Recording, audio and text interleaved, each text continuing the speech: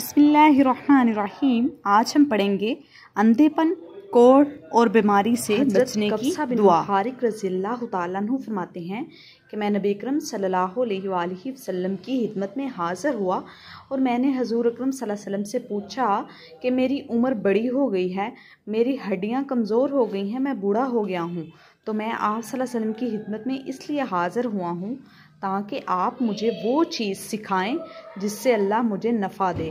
तो हुज़ूर अकरम सल्लल्लाहु अलैहि वसल्लम ने फरमाया, तुम जिस पत्थर, दरख्त और टीले के पास से गुजरे हो, इसने तुम्हारे लिए दुआए मग़फ़िरत की है। ए कब्सा, सुबह की नमाज के बाद 3 मरतबा सुब्हानल्लाहिल अज़ीम व बिहम्दिही कहो, तो इससे तुम अंधेपन, कोढ़ी और फालिज से महफूज रहोगे।